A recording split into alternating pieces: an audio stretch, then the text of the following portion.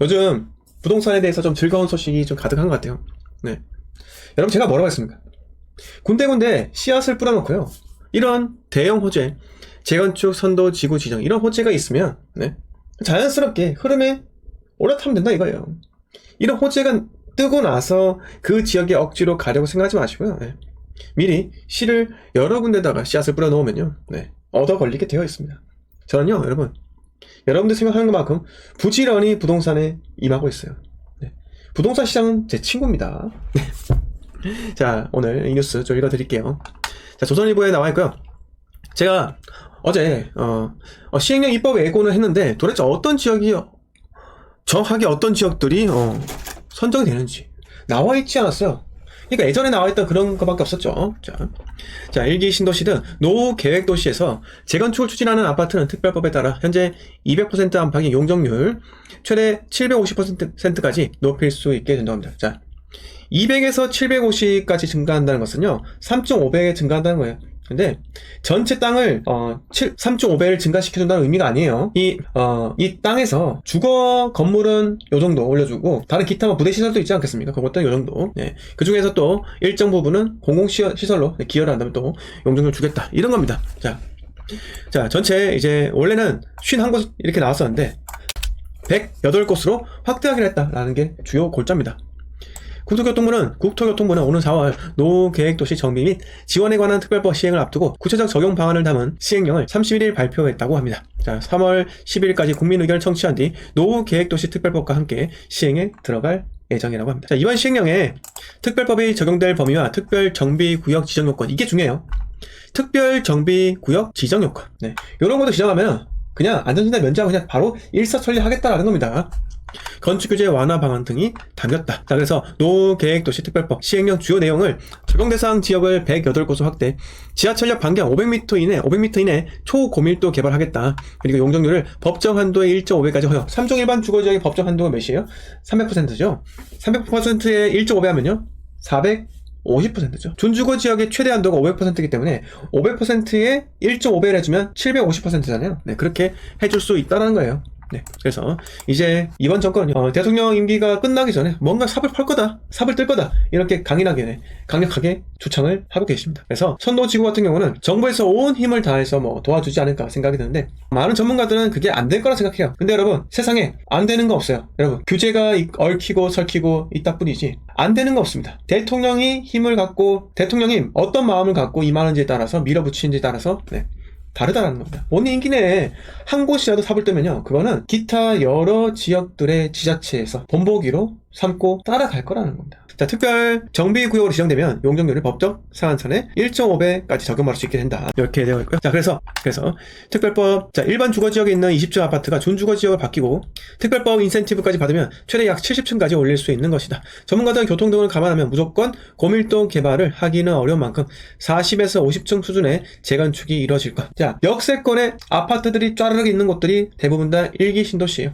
일기 신도시는 역세권에는 70층까지 올려주겠다. 네, 이런 거 아니겠습니까? 그래서 지금 일기 신도시는요, 이제 삽을 뜨고 공사가 진행되면은 바로 진행되면 좋겠지만은 참으로 어려운 게 뭐다. 결국에 재건축의 사업성은요, 일반 분양이 얼마큼 잘 되는지가 승패예요. 네. 그래서 다른 뭐 행정 절차 같은 경우는 정부에서 어떻게 뭐 해줄 방법이 있겠지만은 분양은요 쉽지 않잖아요. 네. 그래서 정부에서 허그를 통해서 분양가를 낮추자. 왜? 분양을 잘 되어야지. 이 청약이 완파는 안 되지만 뭐 80% 정도는 해야지 이 정권의 체면치레 할 수 있는 겁니다. 네. 그래서 그것 때문에 조합과 옥신각신 하지 않겠나. 공공기여를 얼마큼 할지 이 부분도 좀 있을 것 같아요. 단일 100만 제곱미터 이상은 요 빨간색이고요. 단일 80만에서 100만 제곱미터까지는 이렇게 주황색, 뭐라고요? 다홍색이랄까요? 다홍색. 이거는 약간 적색? 네. 갈색깔 빌라는 빨간 색깔. 요거는 분홍색 할게요. 핑크색. 그리고 주황색은 2개 이상 합쳐 100만 제곱미터 이상. 자, 서울에 개포, 목동, 고덕, 상계, 중계2, 수서, 신내 이렇게 되어 있고요. 가양, 인천 9월 연수 계산 이렇게 있습니다. 경기도는요, 일산, 분당, 중동, 평촌, 3번 이렇게 일기 신도시가 이렇게 있고요. 자, 쭉 내려가면 용인, 기영도 있어요. 평택도 있고요. 제가 용암2는 청주입니다. 오창도 청주고, 하복대하고 분평은 여기 청주입니다. 청주, 가경, 복대, 산남 일대 이렇게 청주고, 대전, 관저, 원내 일대 이렇게 돼서, 자, 제일 중요한 것은 이렇게 빨간색 부분이 제일 중요한 거예요. 전라도 광주는 좀 제외하고요. 네, 광주 상무 빼고 네, 쭉쭉 내려와서요. 네, 경상권. 네, 왜? 제 사이클에 해당되는 것만 중요하다 생각해요. 네, 저희 골드 멤버십 분들 잘 아시죠? 지금 자, 1기 신도시 재건축 노후 신도시 특별법 적용 때문에 어떤 것이 적용될 것이다 이런 부분을 제가 계속 말씀드렸습니다. 그런 지역 위주로 네, 말씀을 드렸었고 우리는 언제요? 지금 타이밍이 아니에요. 기다리세요. 지금 어차피 호가를 올릴 겁니다. 호가 올려봤자 거래 안 돼요. 호가 올려봤자 거래 안 되기 때문에 조금만 더 기다리면 네, 좋은 물건들 잘 잡을 수 있을 겁니다. 자, 경상에 부산하고 울산하고 대구 있잖아요. 해운대 1, 2, 부산 화명 2, 대구 칠곡, 성서, 화봉, 장유 이렇게 있고요. 그 다음에 대구에 상인, 대곡, 월배, 시지 이렇게 네, 대구입니다. 그리고 부산에 만덕, 화명, 금곡 일대, 울산의 태화, 3호, 옥동 일대, 울산 태화, 3호, 옥동 일대 중에서 옥동이 중요하다는 거예요, 여러분. 자, 재건축의 성패는 뭐라고 했습니까? 재건축의 성패가 뭐라고 했어요, 여러분? 재건축에서 가장 중요한 게 뭐예요? 분양가예요. 그래서 맞아요, 네.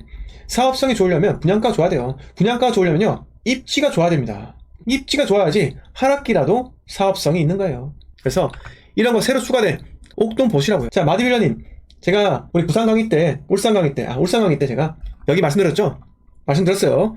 이쪽을 저는요, 울산 강의, 부산 강의, 이제 뭐 대전하고 대구 강의 있지만은 네, 서론, 본론, 결론이 있고요. 결론을 우리가 앞으로 어떤 방향으로 투자를 해야 되는가를 쭉 말씀드린 겁니다. 물론 신축 잡는 것도 괜찮죠. 하지만 금액이 저렴하고 매매가 전세가 절대적인 금액대가 저렴하고요. 매매가 전세가 갭도 적고 이런 것들이라면 구축인데 재건축의 사업성을 분석해보면요, 괜찮은 곳들이 있다는 겁니다. 그런 곳들이 용적률 인센티브를 받고 이제 해준다는 거예요. 근데 마디빌러님, 제가 용적률 인센티브 필요 없고 그냥 일반적인 그 용도 지역 기준으로 제가 말씀드렸잖아요. 그렇게 했을 때도 사업성이 있는데 용적률 더 주면 사업성이 더 좋아지겠죠. 제가 그냥 어떤 분들은 저희 뭐 강의하면서 강의 팔아먹으려고 한다. 맞아요. 강의 팔아먹는 것도 제 사업의 일종입니다.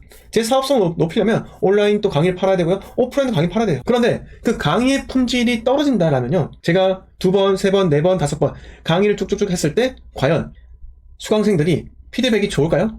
절대 안 좋습니다. 그럼 저는 강의 한두 번 하고 돈 빨아먹고 튀어야죠. 강의의 품질은 제가 올리고 여러분들의 피드백으로 올리는 겁니다. 자, 그래서 이번 울산 강의 때 옥동일 때 제가 분명히 말씀드렸습니다. 자, 이번 2월 24일 대구 강의 때도 마찬가지예요. 대구에서도 어디에 어떻게 어떤 방향으로 가야 될지 제가 정확하게 말씀드릴 거예요. 취득세 중과 피하는 방법 분명히 있습니다. 그래서 걱정하지 마세요. 수많은 분들이 명이 없어서 미치겠습니다. 명이 없어도 사는 방법이 있다니까요. 돈이 들어가죠. 돈 많이 없는데요? 돈 많이 없어도 살 수 있는 방법이 있습니다. 그래서 걱정만 하면 아무것도 진행이 안 돼요. 걱정만 할 뿐입니다. 몸과 마음만 상할 뿐이에요.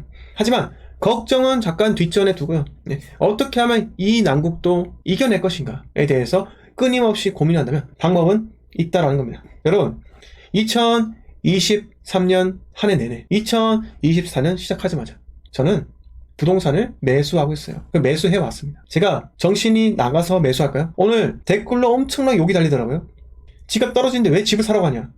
근데 여러분, 제가 집값이 떨어질 것 기대하고 집을 살까요? 아니라고요. 앞으로 좋아질 일만 남았습니다. 지금 이렇게 집을 샀다고 욕하는 시기가 10년 뒤에 보세요. 10년 뒤에 보면 와, 그때 샀던 사람들 해자다, 그때 샀던 사람들 용자다 라면서 지금 샀잖아요. 10년 뒤에 생각해보세요. 10년 뒤 2034년입니다 10년 뒤에 저도 이제 50이에요 50 가까이 됩니다. 정말 서글프지만 10년 뒤에 저도 50 가까이 돼요. 물론 50을 넘는 분도 계시지만 그때 아빠는 그렇게 부동산 시장이 완전 박살났을 때 용기 있게 집을 샀고 2034년도 그때 뭐예요? 이미 서울에 집 몇 채씩 갖고 있을 때예요. 여러분들도 그렇고요. 광역시 사이클 제가 최소 2번에서 3번 타면 서울 부동산 탈 수 있는 자금 마련 가능하다 했잖아요. 우린 이 기회를 놓치면 안 된다는 겁니다. 자금이 좀 더 부족하면요, 3기 신도시 쪽이나 수도권 쪽으로 빠지면 되잖아요. 그래서 늘 용기 있는 자가 미인을 얻듯이 용기 있는 사람이 절대적으로 저렴한 부동산을 매수할 수 있는 겁니다. 두려워하지 마시고 따라가세요. 아니면 따라오시던가요. 이렇게 말씀드리겠습니다. 보니스님 반갑습니다. 여러분, 지금까지 제 말이 마음에 들었으면요, 좋아요 좀 눌러주세요. 조스님, 대구란 지역에 집중하세요. 상인, 대곡, 월배, 분명히 보세요. 상인, 대곡, 월배. CG는 모르겠고. CG는 아직까지 때가 안 됐고요. 상인, 대곡, 월배. 대곡지구. 대곡지구는 지하철역과 좀 떨어져 있어요. 네. 여러분. 여기서도 제가 그냥 언급한다 해가지고, 뭐지, 이렇게 하지 마시고요. 여기서 입지들을, 네, 잘 보시라고요. 네, 보시라고요. 자, 그리고 보시면, 월성, 송현 일대, 있죠? 월성, 송현 일대. 이것도 잘 보세요. 제가 이렇게 말한다 해서 그냥 방송 끄면은 끝이 아닙니다. 여러분. 끝이 아니라고. 제발 복습을 하셨으면 좋겠습니다. 네, 감사합니다. 네. 자, 1기 신도시 재건축 추진 일정이 나왔어요. 2024년 4월달에 네, 노후계획도시 특별법 발효 이렇게 시작이 됩니다. 자, 6월달에 네, 1기 신도시 5곳 선도지구 공모가 시작이 됩니다. 네, 11월에서 12월 지역별 선도지구 한 곳에서 2곳이 선정이 됩니다. 올해 내로 이제 지역별로 선도지구가 지정이 된다는 거예요. 여러분, 지역별로 선도지구가 지정된다. 그러면 어떻게 될까요? 울고 웃는 곳이 갈린다는 거예요. 그러면 제가 올해 어디 사라 했죠? 대구 사라 했잖아요. 네. 올해 대구 사놓고 진치고 있으면 이런 호재들이 자연스럽게 내 부동산에 달라붙어서 시장에 긍정적인 작용을 하도록 만들어준다는 겁니다.